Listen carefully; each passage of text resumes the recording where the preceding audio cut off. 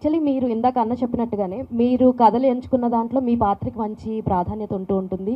అదే ఎక్కువ ఏడిపిస్తారు ఏంటి అన్నట్టు అడిగారు కదా, మరి ఈ పాత్రని యాక్సెప్ట్ చేయడానికి మీకు బాగా నచ్చిన అంశం ఏంటి అసలు?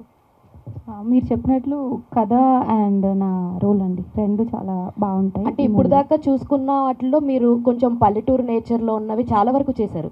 ఇది కూడా అదే నేచర్లోకి వెళ్ళిపోవచ్చు అనే స్కోప్ ఉండొచ్చు కదా, మిమ్మల్ని ఎవరైతే తరచూ చూస్తున్నారో ఆ వేరియేషన్ అన్నది కనపడకుండా సేమ్ రొటీన్ అలాగే ఉన్నది అన్న. అంటే స్టోరీ అండ్ క్యారెక్టరైజేషన్ చాలా డిఫరెంట్గా ఉంటుందండి. చూడటానికి సిమిలర్ అని అనిపించవచ్చేమో, ఐ థింక్ నాకు చూడటానికి కూడా సిమిలర్గా లేదు.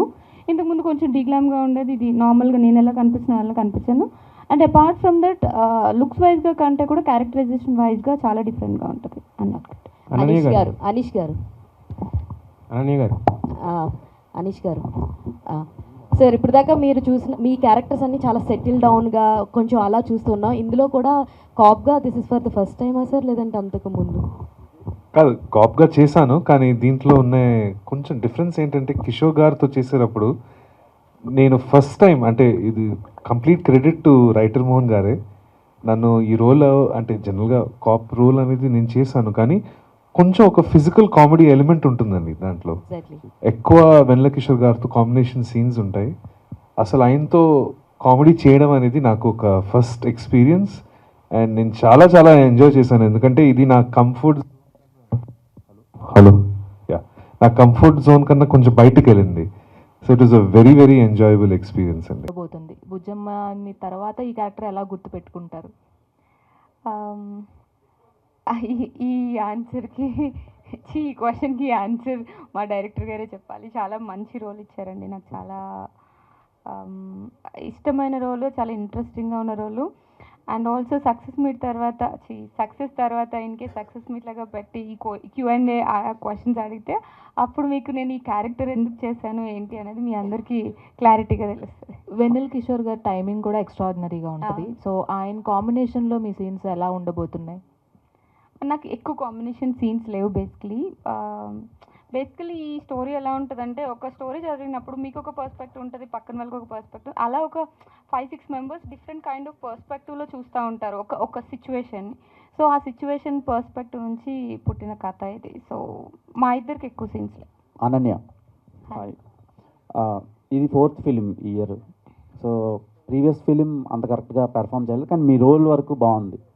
సో ఈ సినిమా సక్సెస్ పరంగా మీకు ఎంతవరకు హెల్ప్ అవుతుంది?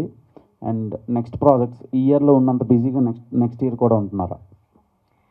బేసికలీ బిజీగా ఉండడం అంటే, ఇప్పుడు నేను 2023లో చాలా బిజీగా ఉన్నాను, అందుకని 24లో రిలీజెస్ అన్నీ అయ్యాయి. సో నేను ఈ ఇయర్ చేసినవి నెక్స్ట్ ఇయర్ అవుతాయి. సో ఎప్పుడు మేబీ ఆడియన్స్ ముందుకి రావడం కొంచెం లేట్ అవ్వచ్చేమో, కానీ యాజ్ అన్ యాక్టర్గా ఎప్పుడు వర్క్ చేస్తూనే ఉంటారు maximum most of the people.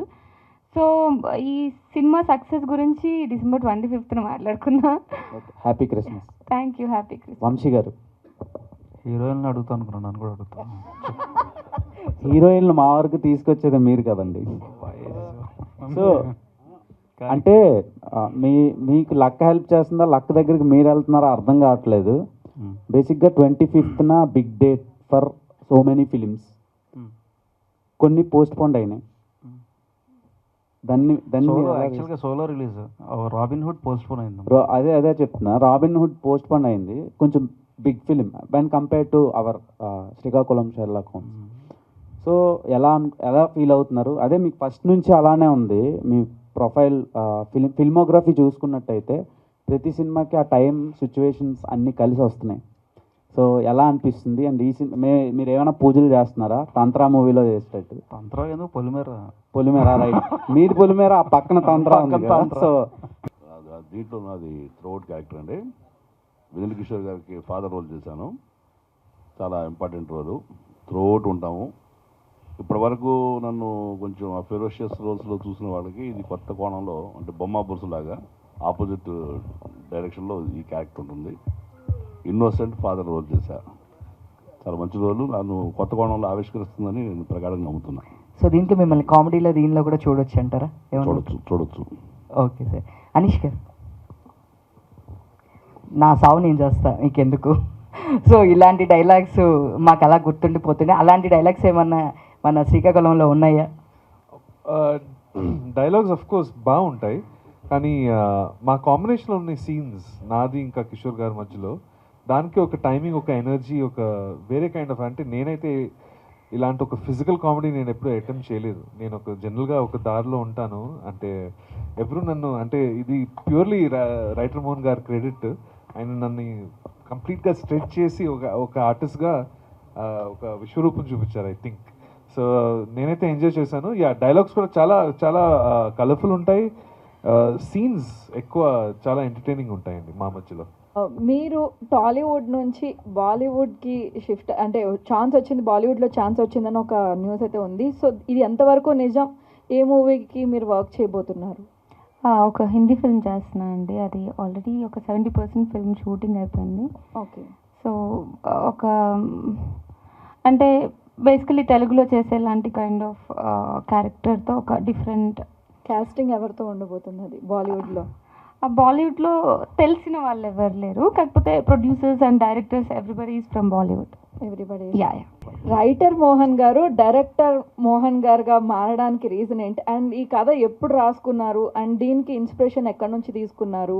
అంటే ఇంటర్వ్యూలో చూసాము ఇది కొంచెం రియలిస్టిక్, మిగిలినంతా ఫిక్షనల్ అన్నారు. సో అంటే మీరు ఎక్కడైనా ఎక్స్పీరియన్స్ చేసిన దానిని మీరు ఇక్కడ ఇంప్లిమెంట్ చేస్తున్నారా, లేదు అంటే ఏంటి? ఈ కథకి బేస్ ఎక్కడి నుంచి తీసుకున్నారు? అంటే ఇది ఎక్కడి నుంచి కాదండి, మామూలుగా రోడ్డు ఒక కాఫీ షాప్లోనే కూర్చుంటే వచ్చిన ఐడియా అనేది. దాన్ని ఒక 2 monthsలో సార్ కలిశారు.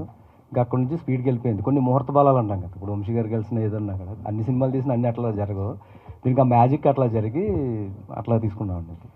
వంశీ గారు హాయ్, కంగ్రాట్స్ అన్న. పాజిటివ్ వైబ్ వెళ్తుంది, అంటే మీరంటేనే పాజిటివ్లే. అండ్ అంటే జనరల్గా ఫ్రైడే మూవీ రిలీజ్ అవుద్ది, సాటర్డే సండే కలెక్షన్స్ ఉంటాయని జనరల్గా ఎప్పుడు మనకు ఉండేదే. బట్ ఈ మధ్యకాలం మూవీలు ఇంకా కొంచెం ముందుకు వస్తున్నాయి. ఇప్పుడు చూసుకుంటే ఇది వెన్స్డే వస్తుంది. సో ఏంటన్నా, అంటే ఆ ప్యాటర్న్ మార్చేశారా లేకపోతే ఏంటి? అండ్ ఫ్యూచర్లో ఇంకా మండే ట్యూస్డే కూడా వెళ్ళొచ్చా ఏంటని? ప్యాటర్న్ కాదు, ఇది క్యాల్కులేటెడ్ మూవ్ అన్నది. 20th ఆల్మోస్ట్ 4 మూవీస్ ఉన్నాయి, విడుదల కానీ యూఐ కానీ. సో సారంగపాణి జాతకం అది పోస్ట్పోన్ అయింది. ఇంగ్లీష్ మూవీ ఒకటి ఉంది ముఫాసా. సో అన్నిటి మధ్యలో కాకుండా ఒక సపరేట్గా వేద్దాం. 25th డేట్ మిస్ అవ్వద్దు. ఫస్ట్ వరకు ఫస్ట్ అడ్వాంటేజ్ తీసుకుందాం, అండ్ 28th 29th అడ్వాంటేజ్ తీసుకుందాం. 25th 28th 29th and first ఈ 4 days అడ్వాంటేజ్ ఉంటుంది. అండ్ అప్పుడు ఆ టాక్ని బట్టి సస్టైన్ అయినాక నెక్స్ట్ వీక్కి మూవ్ చేయడానికి ఉంటుందని 25th క్యాల్కులేటెడ్గా వెళ్ళిన మూవీ. అంటే జనరల్గా 20th ఏదైనా కొంచెం సక్సెస్ అటువైపు వెళ్ళింది అనుకో, మరి ఆ 4 days అనేవి కొంచెం కష్టం అవుతుంది కదా. 27th రెగ్యులర్ డేటే కదా. బట్ మూవీ మౌత్ టాక్తో మనకు స్ప్రెడ్ అవుతానికి 1-2 days పట్టుద్ది. సో అప్పుడు నాకు సాటర్డే సండేకి అడ్వాంటేజ్ వస్తుంది. అండ్ 24th ప్రీమియర్స్ ఉంటాయి. సో ప్రీమియర్ మోహన్ గారు స్పెషల్ షోస్. వంశీ గారు సార్, చాలా ఇంట్రెస్టింగ్ అనిపిస్తుంది. ఇలాంటి ఒక సబ్జెక్ట్స్ థ్రిల్లర్స్కి చాలా స్కోప్ ఉంటుంది. సో ఒక ఆడియన్గా మీరు చూసినప్పుడు మీరు ఏమైనా ప్రెడిక్ట్ చేశారా, లేకపోతే ఇట్లా చేంజెస్ ఏమైనా చెప్పున్నారా సార్? మీ వ్యూవర్ పాయింట్ ఆఫ్ వ్యూలో ఏమనిపించింది మీకు సినిమా చూసినప్పుడు మోహన్ గారు తీసుకొచ్చిన? అంటే నేను రోజుకో కొత్త సినిమా ఏదో చూస్తూ ఉంటాను, ఇవన్నీ రిలీజ్ కానియే చూస్తూ ఉంటాను. సో కొన్ని ఆబ్లిగేషన్స్ మీద చూస్తాను, కొన్ని ఏమో మనంగా వెళ్ళి చూస్తాం, కొన్ని నీరసంగా కూర్చుంటాం, కొన్ని నవ్వుతూ ఉంటాం అని ఒక మూడ్లో చూస్తూ ఉన్నప్పుడు ఒక్కసారి ఒక షాకర్ సర్ప్రైజ్ వచ్చినప్పుడు అక్కడి నుంచి ఇంకా మనం అంటే ఎంగేజింగ్ ఫ్యాక్టర్ ఇంపార్టెంట్. ఎంగేజ్ అవుతా అక్కడ కానీ మనం షాక్ ఫీల్ అయ్యామంటే ఖచ్చితంగా అది ఆడుద్దన్న నమ్మకంతోనే సెలెక్ట్ చేశారు దీన్ని స్పెసిఫిక్గా. Yes Mohan sir. సార్ అంటే టైటిల్ చాలా క్యాచ్గా కనబడుతుంది, శ్రీకాకుళం షెర్లాక్ హోమ్స్ అని. బట్ మీకు గోదావరిలో మంచి స్ట్రాంగ్ జోన్ ఉన్నప్పుడు మీరు మాట్లాడుతుంటే అదంతా బయటకు కనబడుతున్నప్పుడు why do select backdrop with Srikakulam? ఇందాక చెప్పేశాను కదండి, 91లో రాజీవ్ గాంధీ గారు వైజాగ్ వస్తారంటే ఉత్తరాంధ్ర బ్యాక్ డ్రాప్ తీసుకోవాలి మనం. ఇప్పుడు అది తీసుకొచ్చి ఇప్పుడు గోదావరి దగ్గర పెట్టామనుకోండి, అది మ్యాచ్ అవుతుంది, అంటే అంబియన్స్ మ్యాచ్ అవుతుంది, అక్కడ నుంచి లింక్ అనమాట క్యారెక్టర్. మోహన్ గారు సార్, నా పేరు రాజా అండి, ఐ డ్రీమ్. సార్ ముందుగా కంగ్రాట్స్. ఈ సినిమాలో ఒక పెద్ద పాజిటివ్ వైబ్ కనిపిస్తుంది. ఎందుకంటే మనకు తెలుగు సినిమాలో ఇలాంటి థ్రిల్లర్ మిస్టరీస్ అంటే ఫస్ట్గా వంశీ గారిది అన్వేషణ సినిమా గుర్తొస్తుంది. ఆ సినిమాలో కూడా సేమ్ కథ, ఒక్కో క్యారెక్టర్ ప్రాస్పెక్టివ్ నుంచి వేరు కథలు ఉంటాయి. ఫైనల్గా ఒక భయంకరమైన ట్విస్ట్ ఉంటుంది. రాళ్ళపల్లి గారి క్యారెక్టర్ నాకు వెనక పేక ముక్కలు చూస్తా భద్రం గారి దగ్గర ఆ జోకర్ అని పెట్టుంటే చిన్న గెస్ కొడుతుంది, ఇలాంటి ట్విస్ట్ ఏమైనా ఉండబోతుందా? అదే చెప్పాను కదండి, ఇప్పుడు మనకి ఒక 70 సంవత్సరాల క్రితం వచ్చిన రోషోమాన్ హిచ్కాక్ గారు తీశారు. అది కూడా ఒక్కొక్కరు పాయింట్ ఆఫ్ వ్యూలో ఉంటుంది. అక్కడి నుంచి రోషోమాన్ స్టైల్ అంటూ అంటాం. సో ఇది కూడా అట్లాంటిదే. మనం ఏదైతే అనుకుంటామో అది ప్రిడిక్ట్ చేయలేం. అలా చేయలేదు కాబట్టే వంశీ గారు తీసుకున్నారు ఫస్ట్ జడ్జ్మెంట్ అయినా కదా. Writer Mohan sir, Mohan sir, one last question. Mohan sir ఇక్కడ ఎక్కడండి? సో మీరు ఇక్కడ మనకు పోస్టర్లో అంతా కూడా కార్డ్స్ వేశారు, జూదం ఉంది. ఇప్పుడు కొన్నిసార్లు ఇన్వెస్టిగేషన్లో పక్కా ఒకరు క్రైమ్ చేస్తే వాళ్ళు దొరుకుతారు ఎండింగ్లో. బట్ జూదం ఆడితే ఎవరు గెలుస్తారు అనేది చెప్పలేము మనము. అలా ఎవరి టర్న్ ఎప్పుడు అలా మారిపోతుందో చెప్పలేము అనేటట్టు పెట్టారా, లేకపోతే పక్కా ఒకరే క్రిమినల్ ఉంటారా? అంటే ఇది ఇప్పుడు నేను సమాధానం చెప్పలేనండి. మీరు ఏదన్నా అనుకోండి, నేను చెప్పను. కథ అడిగేస్తున్నారు డైరెక్ట్గా. Thank you so much. ఒక క్వశ్చన్ సార్. Okay, please. శ్రీకాకుళాన్ని షెర్లాక్ హోమ్స్ని కలిపిన ఘనత మీదే. అలాగే చంటబ్బాయిని తాలూకాని రెండు కలిపారు. చంటబ్బాయి అనగానే ఒకరు గుర్తొస్తారు, తాలూకా అనగానే ఒకరు గుర్తొస్తారు. మరి శ్రీకాకుళం షెర్లాక్ హోమ్స్ అనగానే ఎవరు గుర్తొస్తారు? ఫస్ట్ చంటబ్బాయి తాలూకా రెండు అన్నారు కదండి. నేను చిన్నప్పటి నుంచి చిరంజీవి గారు అంటే కోసేసుకుంటా. ఆయన కనిపిస్తే చెప్పులు కూడా పక్కన పెట్టేస్తా. నాకు అది బాగా ఇదనమాట. అది ఫస్ట్ పాయింట్ అండి. ఇంకా తాలూకా అనేసరికి ఇప్పుడు ఉన్న దాని ప్రకారం ఇంకా ఆయన వెనకాల పరిగెట్టడం అనేది ఇది రెండు ఇష్టం. ఇది క్లియర్ ఇది. సో షెర్లాక్ హోమ్స్ శ్రీకాకుళము అనేదానికి ఏంటంటే మన కథ ప్రకారమే వెళ్దాము. ఒక ఉత్తరాంధ్ర బ్యాక్ డ్రాప్ తీసుకున్నాం. ఫస్ట్ ఎప్పుడు కూడా ఉత్తరాంధ్ర పీపుల్ అంటే చాలా జెన్యున్గా ఉంటారు.